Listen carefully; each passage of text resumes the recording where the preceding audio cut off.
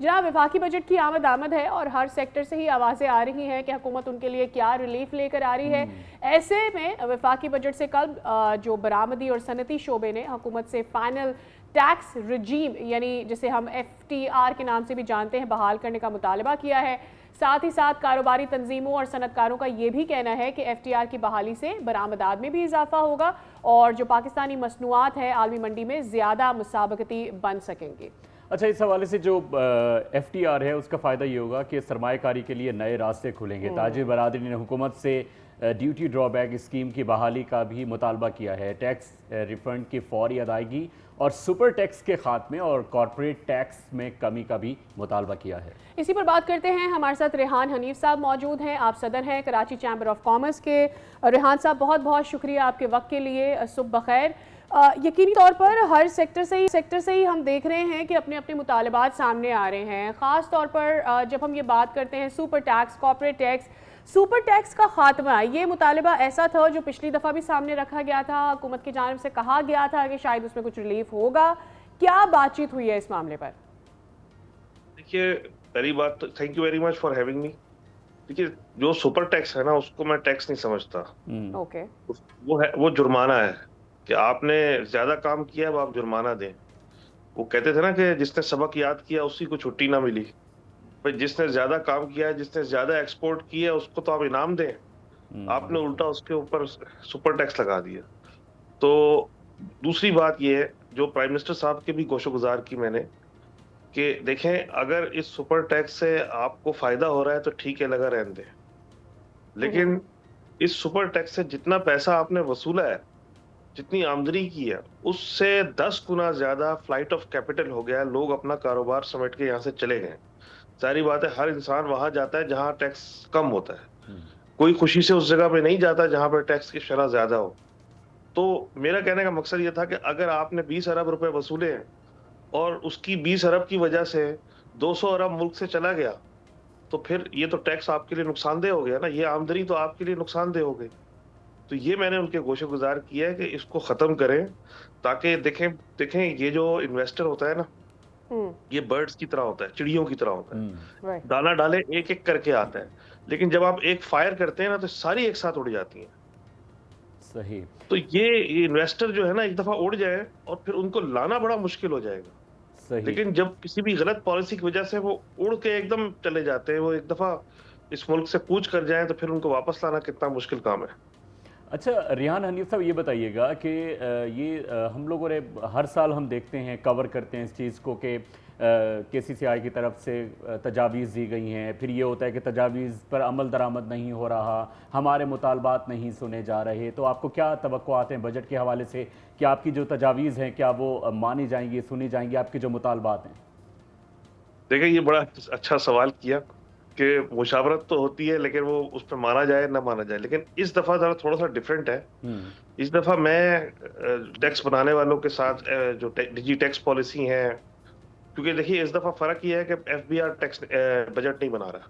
सही। इस दफा बजट बना रहे हैं डिजी टैक्स पॉलिसी। तो फाइनेंस मिनिस्टर के साथ और डिजी टैक्स पॉलिसी के साथ मैं जनवरी से एंगेज हूँ। तो 6 महीने से मैं उनके साथ ये बजट तजावीज देने के बाद एक एक चीज पे हमारी डिस्कशन हो रही है। उसका फायदा क्या होगा, उसका नुकसान क्या होगा। तो मुझे लगता है जितनी ज्यादा मेरी इनसे डिस्कशन हुई है, 4-5 दफा, 2-3 दफा वो भी आए हैं, और कम से कम 3 दफा मैं इस्लामाबाद गया हूँ सिर्फ ये के लिए। तो मुझे लगता है जितनी ज्यादा हमारी गुफ्तगू हुई है, उसमें गवर्नमेंट सीरियस है कि इस दफा वो ताजरों से मिलके हमारी बात सुन के फिर बजट बनाए। और this is what finance minister said in January कि मैं आपके साथ मिलके बजट बनाना चाहता हूं, मैं खुद से नहीं बनाना चाहता। तो देखिए, ये तो अब 1-2 दिन में पता चल जाएगा कि कहाँ तक मामलात हुए। राइट, चले, ये अच्छी बात है कि आपके साथ मुशावरत का सिलसिला जारी है। मिल बैठ कर किसी करवट तो ये ऊन बैठेगा और हो सकता है उसमें आपके भी फ़वाइद सामने आ जाएं आपके लिए। ये बताइएगा कि जो तजावीज़ रखी गई हैं, लेट्स से अगर सुपर टैक्स की बात की जाती है, तो क्या सुपर टैक्स मुकम्मल तौर पर ख़त्म करने की तजवीज़ है? साथ ही में जो कॉर्पोरेट टैक्स है, इसको अगर कम करना है तो फिर कितना कम करना है, और FTR के हवाले से भी क्या मुतालबा रखा है, ज़रा बता दीजिएगा। देखिए, FTR का जहां तक ताल्लुक है, ये बिल्कुल बहाल होनी चाहिए, both for exporters and importers. Exporters 1% दे रहे थे, तो प्राइम मिनिस्टर के सामने किसी ने तजवीज दी कि इसको थोड़ा बहुत एडजस्ट करके वापस बहाल कर लें। अच्छा, इम्पोर्टर तो 5% दे रहा है। उस 5% इनकम टैक्स लेने के बाद, यानी कि अगर किसी ने 1 करोड़ का माल मंगाया है, वो उसमें कितना कमा लेगा? 10 लाख, 15 लाख। उस पे आपने 5 लाख इनकम टैक्स ले लिया है। फिर किस बात का नोटिस उसको देना है? सब कुछ तो ले लिया उससे। तो ये इन नोटिस से सिवाय करप्शन के रास्ते खुलते हैं, एक जहनी मेंटल टॉर्चर होता है। तो ये हमने कहा है एफटीआर जो रिजीम है, ये both for importers and both for and exporters, दोनों के लिए बहाल होनी चाहिए। जहां तक आपको कॉर्पोरेट टैक्स की बात है, देखिए सुपर टैक्स तो हमने कहा है कि इसको तो वापस लें, क्योंकि इससे आपका नुकसान हो रहा है। अगर आपका फायदा हो रहा है तो चले ले लें, लेकिन इससे तो बहुत नुकसान हुआ है। और जहां तक दूसरे स्लैब्स की बात है, देखें टैक्सेस की शरह हमारी ज्यादा है। इवन के जो तनख्वाहदार लोग हैं, वो हमारे डोमेन में नहीं आते, चेंबर बिजनेस की बात कर रहा होता है।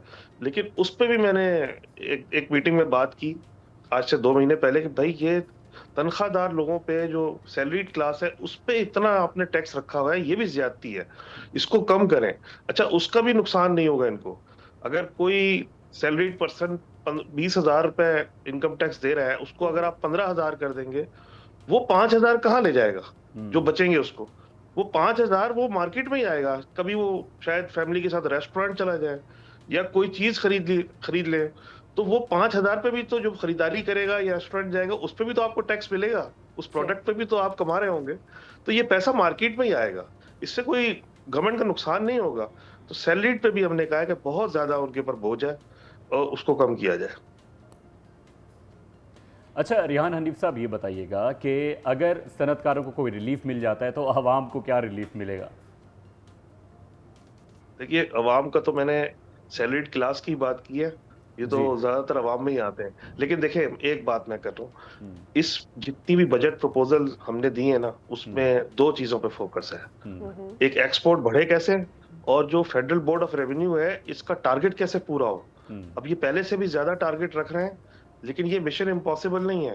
ये टारगेट पूरा हो सकता है बगैर आप अवाम पे, गरीब अवाम पे बोझ डाले, या बगैर जो ऑलरेडी टैक्स पेयर हैं उनके ऊपर, उनको मजीद उनके ऊपर टैक्स का बोझ डाले। आप इसके देखिए, एक तो बेस ब्रॉड होनी चाहिए, लेकिन जो मैंने तजावीज दी हैं उसमें कई ऐसी चीजें हैं जिसमें जो बड़ी चोरियां हो रही हैं इस मुल्क में, सैकड़ों अरब रुपए की। और ये मैंने प्राइम मिनिस्टर साहब के सामने रखी है बात, ये लास्ट मंडे को, कि ये जब ये चोरियां आप 600 800 अरब रुपए की जो इस मुल्क में हो रही हैं, इस पे अगर आप काबू पा लेंगे, इसकी लीकेज बंद कर देंगे, फिर हमें गरीब आवाम पे लेवी लगाकर पेट्रोल से पैसे वसूल करने की जरूरत नहीं रहेगी।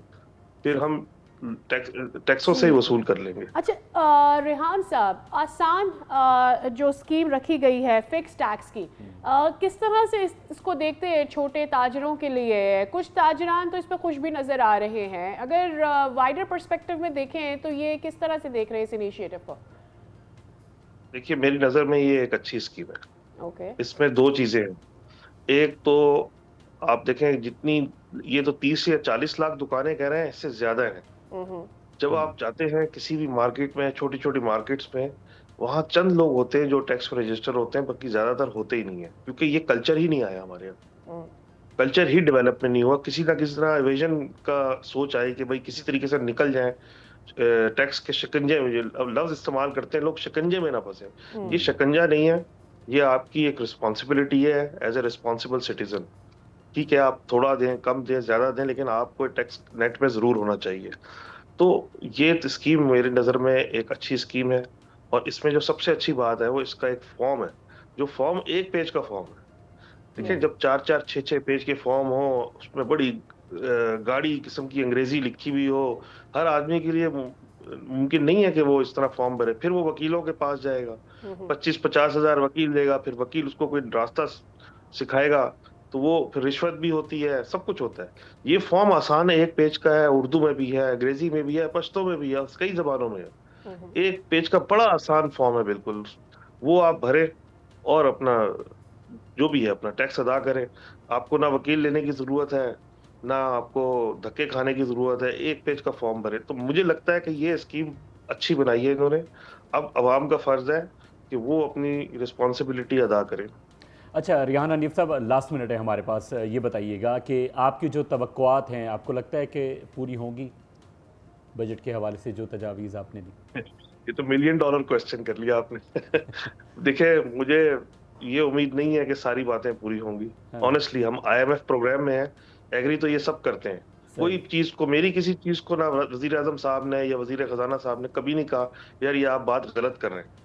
लेकिन हमें वी हैव टू अंडरस्टैंड कि we are in a program, हम IMF के प्रोग्राम में हैं और कई चीज़ें ऐसी हैं जो IMF उस पे एग्री नहीं करता, तो वहाँ गवर्नमेंट के हाथ बन जाते हैं। तो इसलिए मैं कहूँगा कि शायद सारी चीज़ें पूरी ना हो, लेकिन मुझे उम्मीद है कुछ 1-2 चीज़ें अच्छी हो जाएंगी इस बजट में।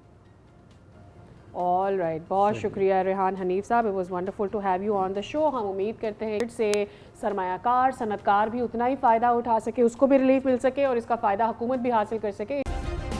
सब्सक्राइब करें और बेल दबाएं ताकि कोई खबर रह न जाए।